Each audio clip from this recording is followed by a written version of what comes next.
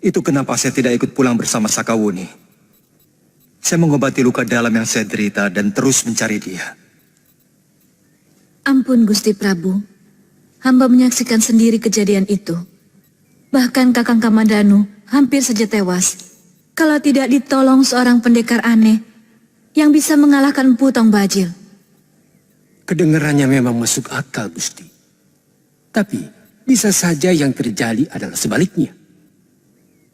Dia sengaja bersekutu dengan gerombolan begal itu, meminjamkan pedangnya. Lalu seolah-olah dia dikalahkan.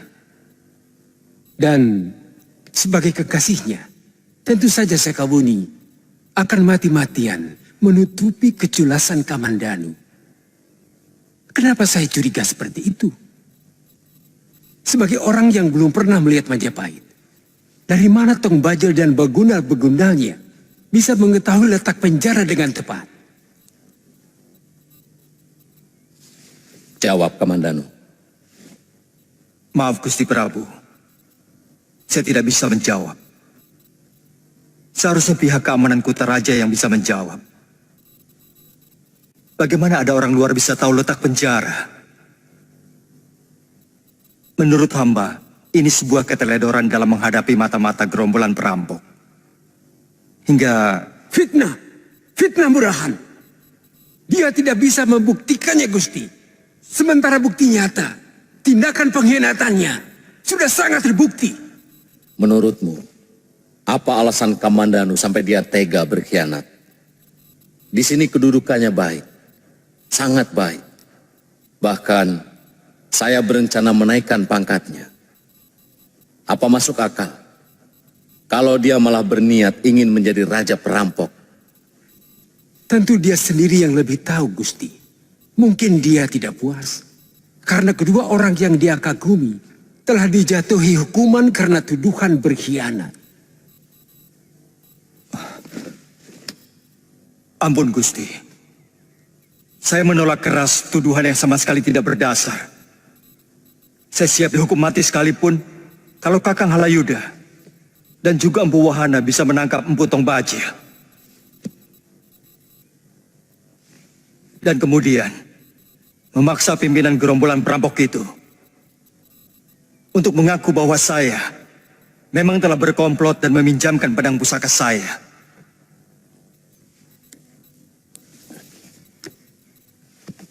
Saya setuju Gusti Prabu. Dan saya yakin itulah keadilan sejati. Bagaimana Wahana? Halayuda, Kamandanu siap menerima hukuman. Kalau kalian bisa membuka mulut Tong Bajil bahwa mereka memang berkomplot dengan Kamandanu.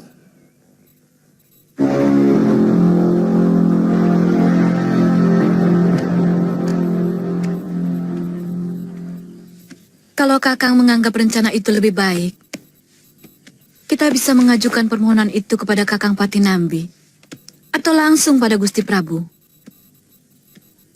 Terus terang saya tidak yakin kalau orang-orang itu akan mampu menangkap Empu Tong Bajil. Itu berarti masa penantian saya akan lama. Halayuda akan mempergunakan jarak waktu tersebut untuk mencari-cari lagi kesalahan saya. Dia sangat pandai memfitnah dan mengadu domba. Mudah-mudahan Gusti Prabu mengizinkan Kakang untuk ikut memburu Tong Bajil. Gustimu sudah bangun? Sudah Gusti.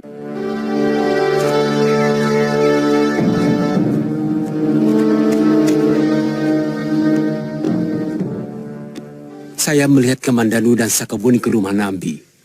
Apalagi yang mau mereka lakukan?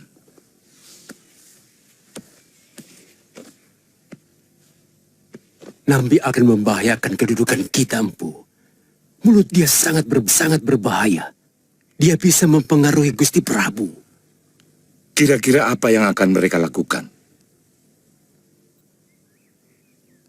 Sakawuni mempengaruhi Nambi supaya bisa memintakan kebebasan Kamandanu kepada Gusti Prabu. Dan sebagai sahabat karib ayah Sakawuni, dia pasti akan melakukannya. Benar, Gusti Prabu. Saya bersedia menjadi pengganti Kakang Kamandanu. Kalau sampai dia colong pelayu. Apa alasanmu, Kamandanu? Ampun Gusti Prabu. Bukannya saya tidak percaya kepada para senopati Majapahit dalam menangani penjahat-penjahat itu. Tapi terus terang, saya sangat mencemaskan keadaan pedang pusaka saya. Dia akan memakan banyak korban kalau terus-menerus berada di tangan begal yang terkenal sangat kejam. Berikan saya keyakinan, Kamandanu, bahwa kamu akan jujur kepadaku. Maaf Gusti Prabu, saya tidak punya jaminan apapun. Kecuali seperti yang dikatakan Sakawuni tadi. Dia akan menggantikan diri saya untuk menjalani hukuman kalau saya sampai melarikan diri.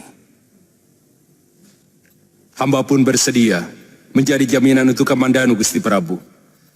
Sebab ternyata yang mengalahkan Dewi Sambi ternyata bukan pasukan ronda yang dikirim oleh Empu Wahana dan Dia Halayuda. Hamba akan mengorek cerita dari Resapati. Apa maksudmu? Ampun Gusti Prabu. Kamandanu dan Sakawuni berhasil mengorek keterangan dari perampok yang terluka dan tidak ikut dengan Tong Bajil kemarin. Bahwa sebenarnya yang menaklukkan Dewi Sambi dan sebagian pimpinan perampok itu adalah seorang pendekar aneh yang datang kemudian menghilang secara tiba-tiba.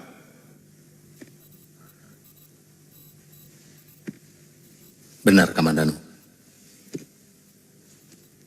Benar Gusti. Dan menurut anggota rampok yang terluka itu, ciri-ciri pendekar itu sama dengan yang telah menyelamatkan saya dari keganasan Empu Tong Bajil.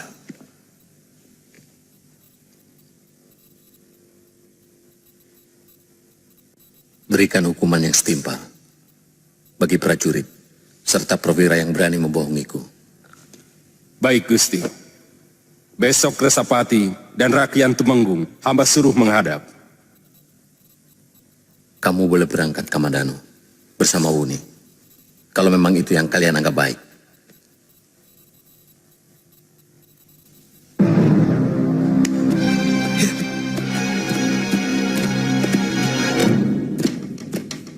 Apa mungkin mereka masih berani bercokol di Gunung Lamongan, Kakak?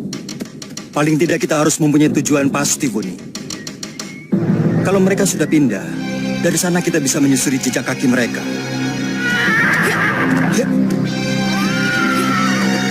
Kami tidak pernah mengatakan bahwa pasukan ronda yang mengalahkan rampok itu. Tapi yang jelas, kamilah yang menangkap Dewi Sambi itu dan memenjarakannya. Kalian memang tidak mengatakan kalau kalian sudah berhasil meringkus para perampok-perampok itu. Tapi kebanggaan kalian, keberhasilan kalian yang terlalu berlebih-lebihan memberikan kesan bahwa kalian sudah memberikan jasa yang luar biasa besar. Meringkus gembong perampok.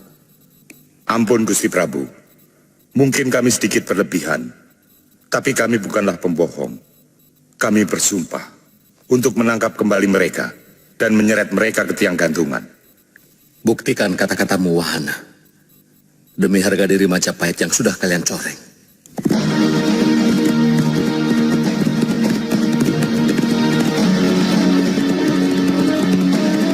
Empu, ada yang datang kemari. Empu, ada 2 orang berkuda datang kemari. Ada apa? Aku sudah bilang, jangan pernah mengganggu tidurku. Tapi ada berita penting, Empu. Ada sepasang pendekar menuju kemari.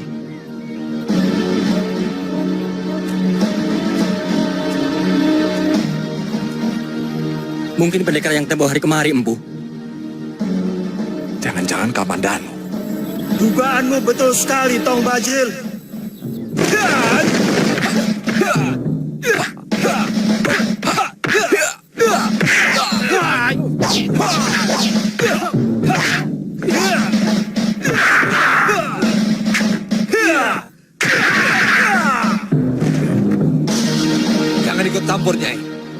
Aku mau habisi ini dengan tanganku sendiri.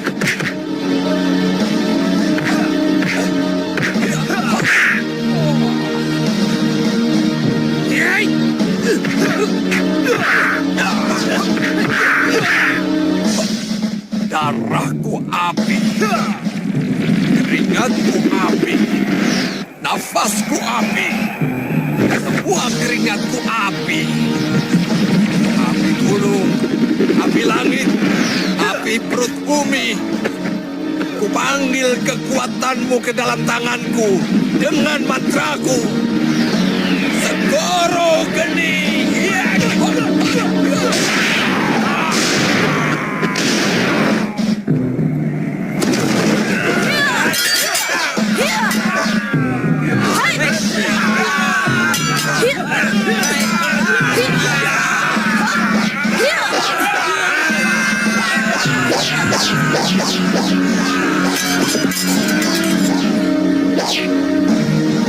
Kakang Bajil!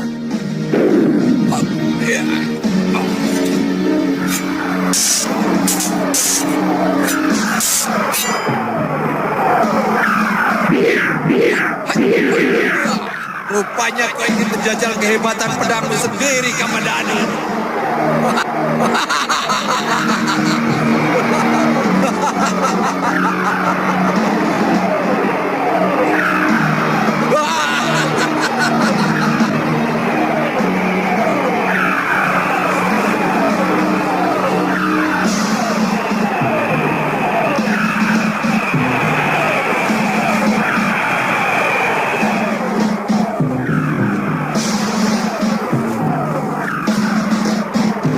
Tidak usah, Nyai. Mestinya Kakang kejar. Tinggal sedikit lagi Kamandanu bisa Kakang tewaskan. Yang penting, dia tidak berani lagi kemari. Tidak apa-apa. Aku masih kuat, Sambi. Aku masih kuat. Ayo.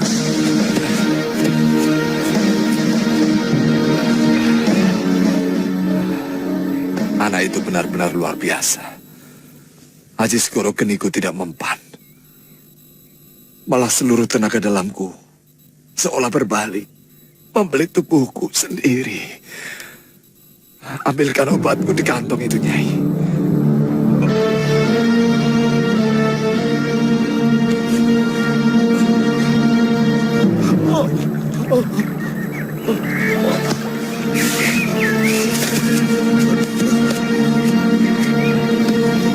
Ada apa, Kakang?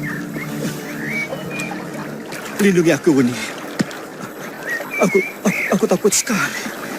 Takut apa? Kakang bisa bicara takut? Ada apa, Kakang sebenarnya? Kakang sudah berhasil melukai Tong Bajil. Dalam beberapa jurus lagi, dia pasti akan ambruk. Kakang bisa mengambil pedang itu kembali. Pedang itu berubah menjadi naga raksasa yang beberapa kali mau menelanku. Aku takut, Wuni. Aku takut. Tolong bawa aku ke tempat Empu Lunggah.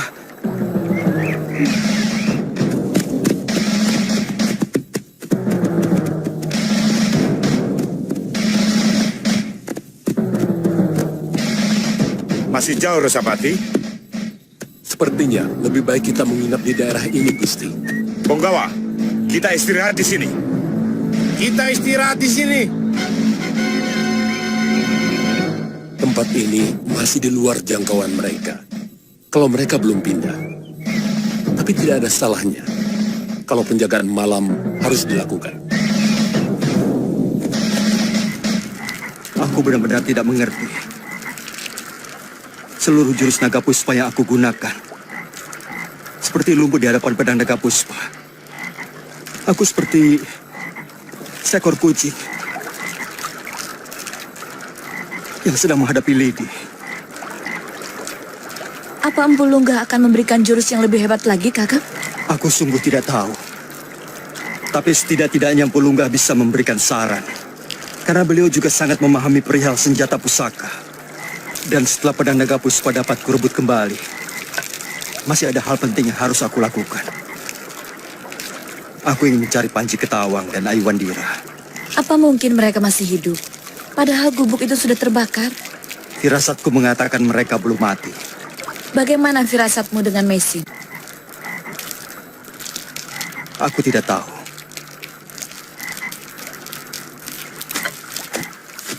Ada sesuatu yang mengganggu. Seolah-olah hubungan batin saya dan Mesin terputus. Mungkin Mesin tidak menghendaki kami bertemu lagi. Kakak Mesin, Tanca, apakah Bapak Wong mencari saya? Bapak Wong selalu mencemaskan kakak. Tanca, sebenarnya sekarang ini saya sudah sembuh.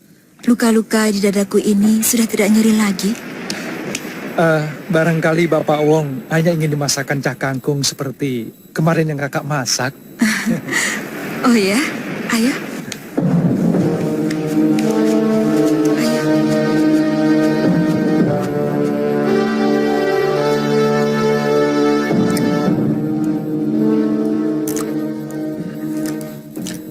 Setiap makan masakanmu, aku selalu ingat negeri leluhur. Sejak semula saya sudah menduga kalau Bapak Wong bukan asli penduduk sini. Karena mata Bapak lebih sipit dan kulit Bapak lebih langsat dari penduduk asli negeri ini. Sama seperti aku melihat kamu. Saya berasal dari Hunan. Saya dari Mongolia. Kamu tidak ingin pulang ke negerimu, Mesin?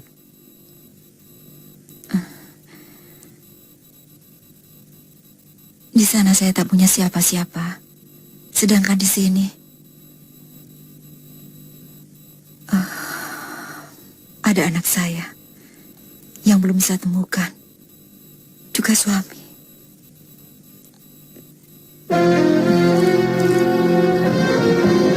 Sebenarnya itu yang saya takutkan.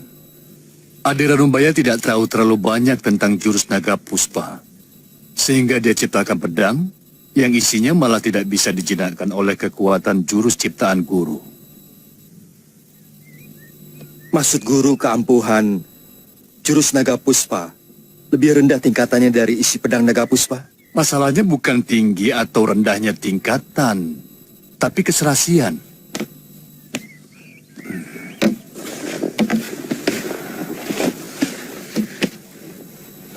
Mendengar ceritamu, sangat gamblang bahwa pedang naga puspa memiliki isi yang terlalu panas, sehingga tidak bisa dikendalikan oleh jurus naga puspa, yang sebenarnya memiliki inti yang sama. Di Lumpur Ranubaya pernah mengatakan bahwa pusaka-pusaka ciptaannya selalu dibuat berpasangan. Dan kalau pusaka yang ganas itu, apabila sudah bertemu dengan pasangannya, maka dia akan menjadi jinak. Lalu kamu tidak menemukan pasangannya? Guru, sebenarnya saya sudah menyatukan dengan pasangannya. Tapi ternyata masih saja ganas. Tidak semua bisa dipasangkan. Mungkin roh naga puspa adalah jenis naga petapa yang tidak memiliki pasangan. Kalau begitu, akan sulit untuk bisa merebut kembali pedang pusaka itu, Guru. Cepat tahu sana. Ayo cepat bawa ke sana. Ayo cepat. Kenapa kakak memilih Gunung Wayang? Tempat itu jarang dilalui para saudagar. Kita tidak selamanya menjadi rampok, Nini. Gunung Wayang cukup baik untuk persembunyian dan pertahanan kita. Kita susun kekuatan untuk terus-menerus menggoyahkan keamanan Majapahit. Sampai para betara dari negeri bawahannya tidak lagi mempercayai Majapahit dalam melindungi keamanan rakyatnya. Apa untungnya buat kita, Kakang? Nini, untuk suatu kepuasan, kita tidak harus selalu menghitung untung dan rugi. Kekalahan kita tempo hari harus dibayar mahal oleh Sang Kramawijaya beserta kawulanya. Mereka akan menghadapi gejolak yang keras dari seluruh lapisan masyarakat.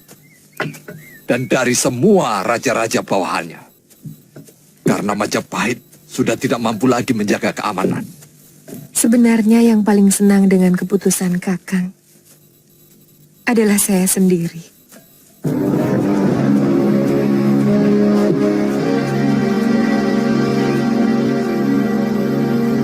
Kamu Sudah 2 bulan dia tidak datang, Kakang. Sambi. Saya pikir selama ini kamu gabung. Tetapi ternyata kamu sawah subur yang mampu menumbuhkan benihku.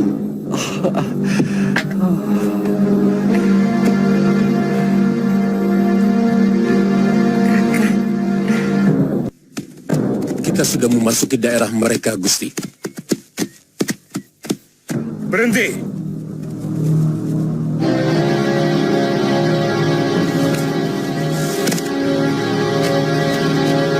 Itu mata-mata mereka, Gusti. Ajak, bawa orang-orangmu ke sana. Ikuti orang itu.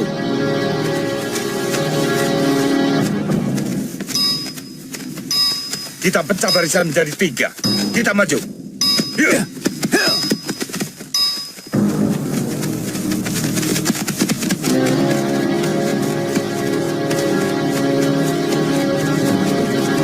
Pasukan Majapahit datang! Pasukan Majapahit datang! Cepat sembunyikan Perdati. Cepat!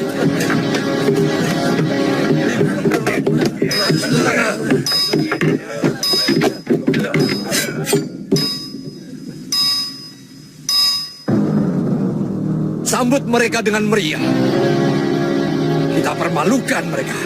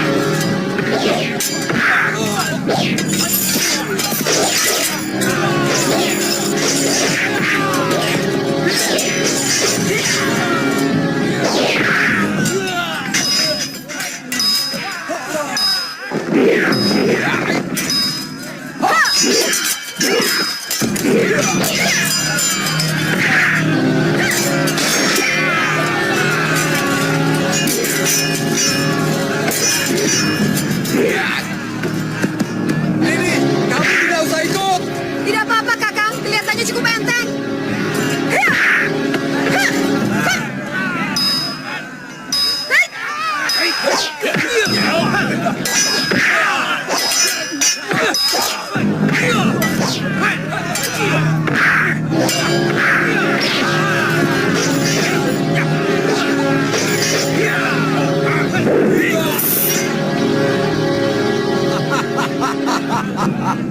Mundur!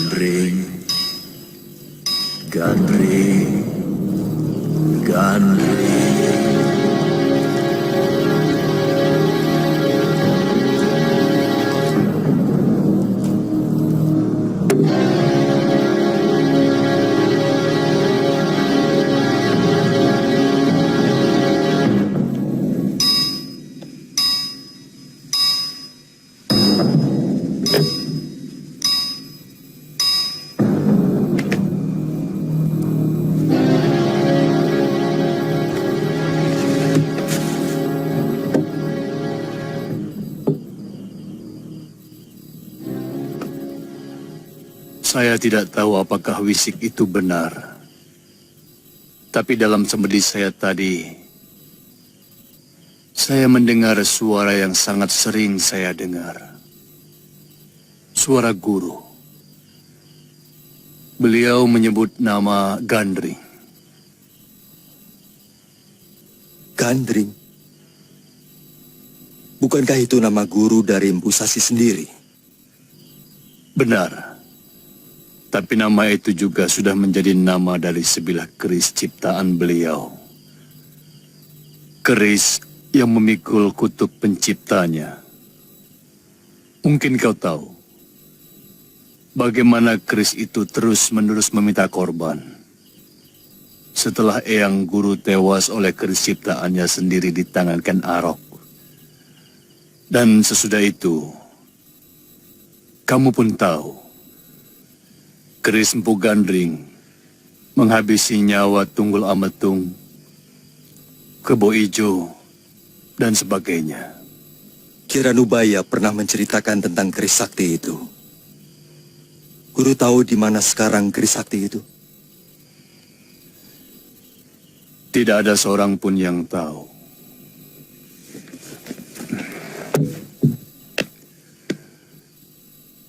Keris itu seperti bersembunyi di perut bumi, menunggu karma palanya.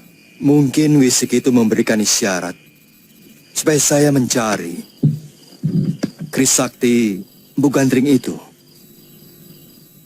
Karena mungkin hanya dengan keris sakti itu yang mampu menjinakkan pedang naga puspa. Saya kurang tahu. Mungkin begitu.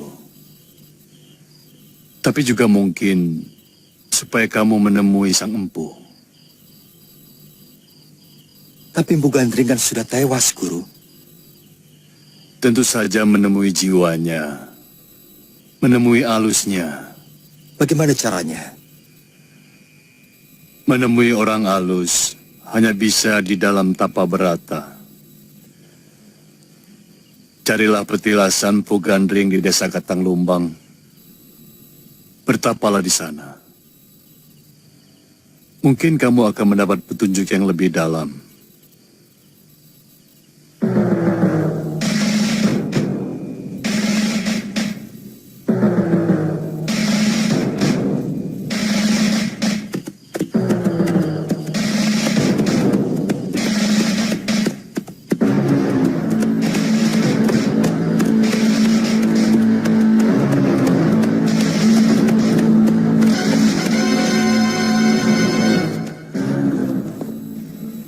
Rupanya Dewata tidak menyukai kesombongan kalian. Padahal kalian sendiri yang bilang seberapa besar kekuatan mereka. Padahal kalian sendiri yang melaporkan kepada saya bahwa Tong Bajil memiliki pusaka yang direbut dari Kamandanu. Sebenarnya, saya pun sudah berusaha sekuat tenaga, Gusti. Bahkan saya menambah kekuatan pasukan dengan para pendekar sewaan yang sangat sakti mandraguna. Tapi semuanya hancur di tangan kedua pendekar itu dengan cara yang sangat kejam. Kami mohon maaf atas kegagalan ini, Gusti. Tapi, paling tidak kami sudah mengetahui kekuatan mereka. Ternyata, mereka memiliki pasukan yang cukup besar. Kalau Gusti Prabu mengizinkan, kami akan menyusun pasukan yang lebih besar untuk meringkus mereka. Bagaimana menurutmu, Nabi? Hamba setuju, Gusti. Tapi kita harus memperkirakan lebih dulu apa yang mereka lakukan atas penyerangan kita yang berhasil mereka menangkan itu. Mereka bisa semakin percaya diri karena bentrokan dengan pasukan kita kembali dimenangkan. Atau mereka takut akan datangnya serangan besar-besaran dari pasukan kita. Jadi, di sini kecermatan mata-mata kita harus bekerja lebih keras lagi. Caranya? Itu tugas Empu Wahana sebagai Rakrian Tumenggung untuk mengaturnya. Iya. Gagasan Patinami sangat tepat. Saya sangat setuju. jangan permalukan lagi negerimu. Aku lebih senang kalau kalian rukun dan sering berembuk. Pikiran banyak orang tentu jauh lebih baik.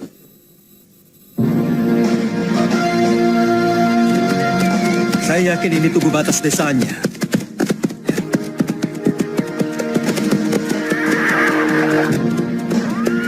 Kita mau langsung ke petilasan Pugadring, Kakang? Lebih baik kita cari tempat tumpangan untuk menginap. Saya tidak terlalu hafal letaknya. Apa desa ini masih ditinggali penduduk?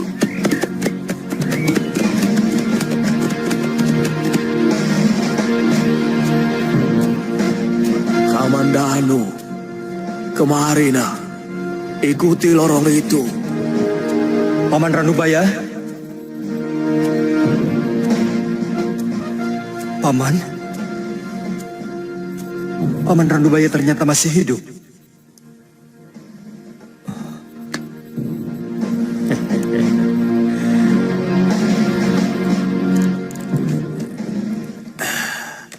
Kamandanu, aku sudah tahu maksud dan tujuanmu mencari Eyang Guru Empu Gadring. Sebenarnya kekalahanmu itu dari naga bumi yang ada di dalam pedang naga puspa. Oleh karena kepengecutanmu, kamu dikuasai oleh rasa takut dirimu sendiri. Aku sering mengingatkan bahwa setiap rasa takut akan menambah keberingasan musuhmu. Dan setiap ketakutan itu akan menghilangkan semua tenaga yang kamu miliki. Guru, kamu akan menghadapi cobaan untuk mengalahkan hawa nafsumu, rasa takutmu, dan kesungguhanmu.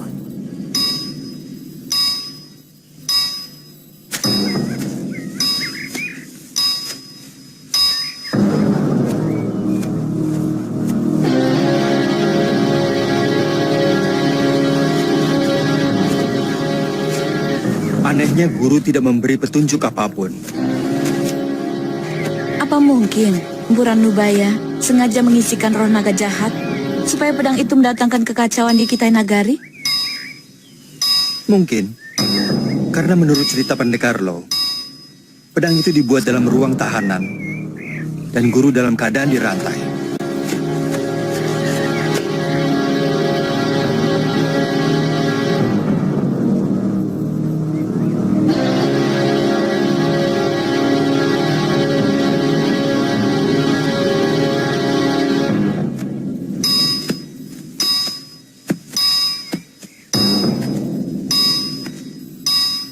Ini petilasannya, Kakang.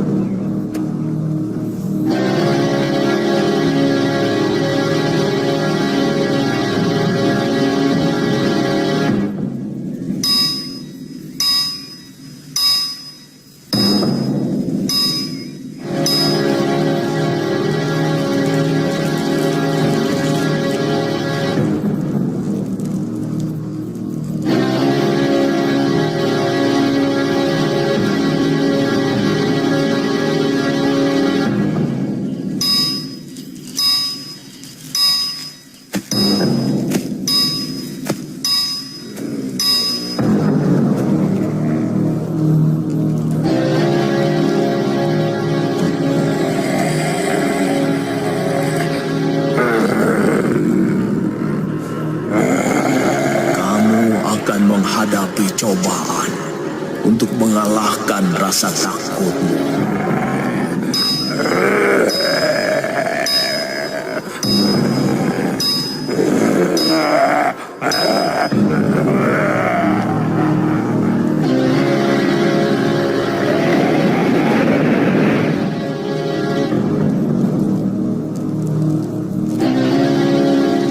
Kamu akan menghadapi cobaan untuk mengalahkan hawa nafsumu.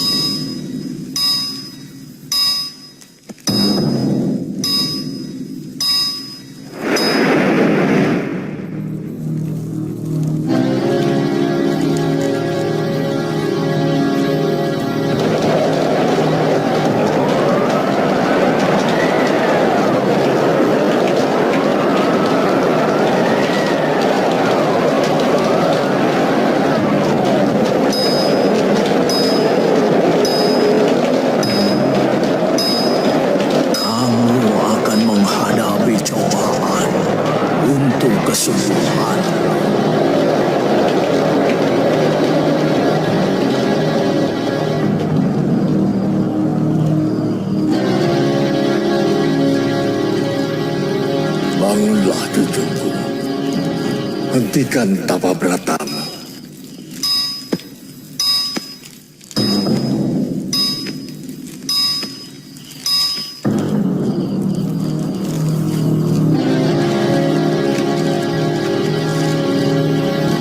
Kamu menginginkan keris terkutuk itu.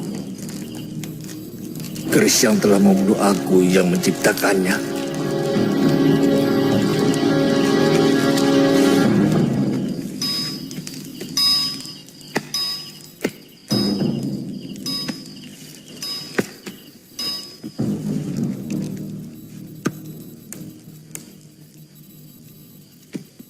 Aku tidak rela keris itu terus-menerus menghirup darah.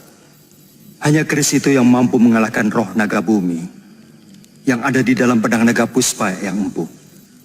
Ceroboh. Berani-beraninya dia memasukkan naga bumi ke dalam sebuah senjata. Isi bumi ini bisa habis oleh kerakusannya.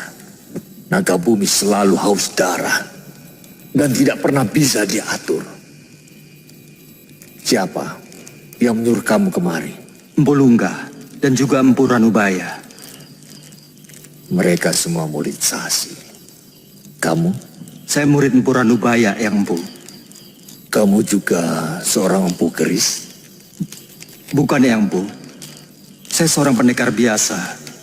Saya membutuhkan keris Empu Gandring untuk merebut kembali pedang naga puspa, ciptaan guru saya, yang telah dicuri oleh seorang pendekar sakti.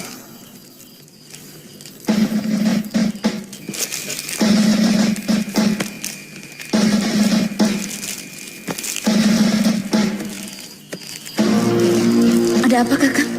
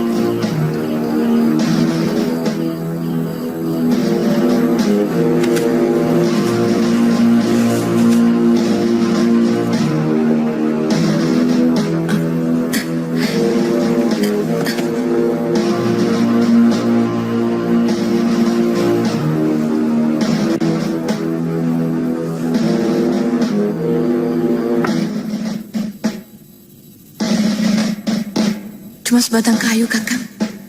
Iya.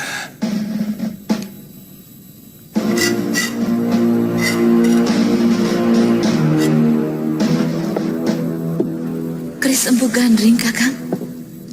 Iya. Menurut cerita, keris pesanan Ken Arok itu belum selesai. Dibuatkan gagang dan warangkanya. Sewaktu mau diambil. Itu juga yang membuat Ken Arok menjadi marah. Dan menikam Empu Gandring dengan keris buatannya sendiri. Keris itu banyak memakan korban sebagai supata dari sang empu.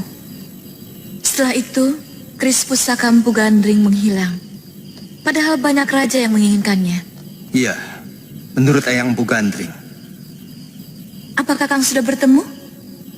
Iya, dia banyak memberi nasihat tentang naga puspa.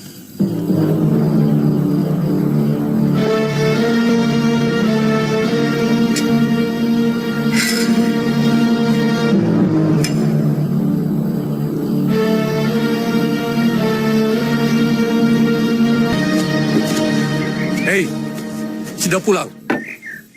Belum, Kijata. Jangan-jangan dikeroyok orang kampung. Mana mungkin mereka berani?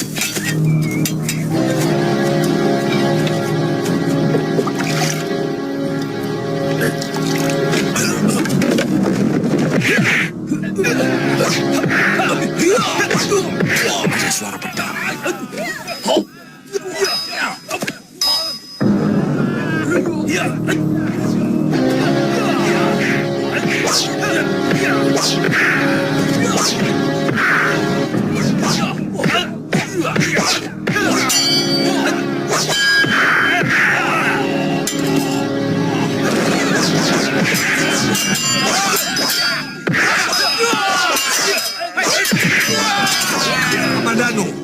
akulah lawanmu.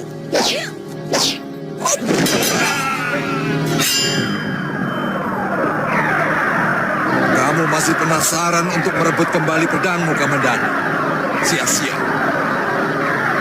Pedang ini sudah menyatu denganku. Aku sudah sangat mengenal watak pedang ini. Aku bisa membuat kamu 10 kali lebih ketakutan dari pertempuran kita yang terakhir.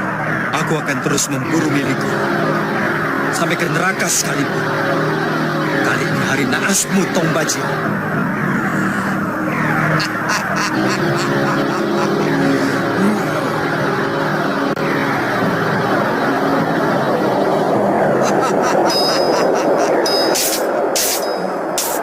Kamu menganggap yang takut kena pentungan, Kamandanu?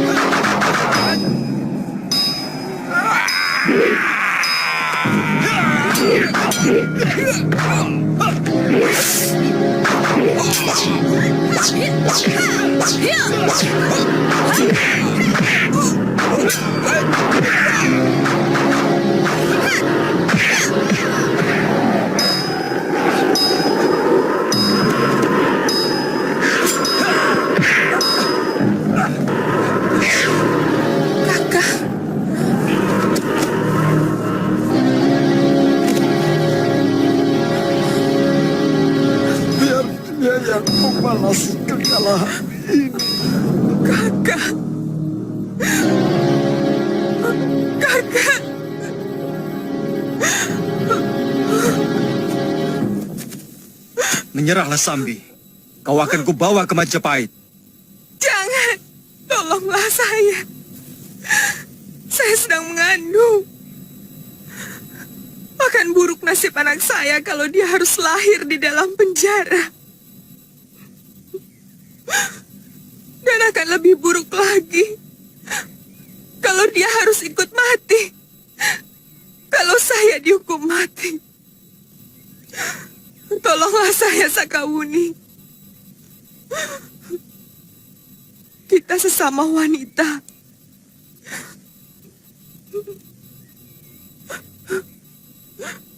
Bagaimana rasanya melahirkan anak di penjara?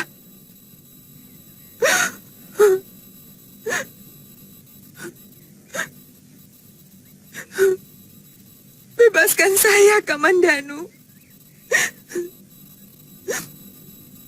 Saya bersumpah tidak akan lagi membuat onar. Baik. Pergi kamu dari Majapahit. Kalau suatu saat aku melihatmu masih tetap berkeliaran di daerah Majapahit, aku akan membunuhmu. Cepat pergi. Baik. Iya. Iya. Akan kubesarkan anakmu dengan baik, Kakak. Akan kuceritakan kepadanya bahwa ayahnya seorang pendekar gagah yang mati secara kesatria.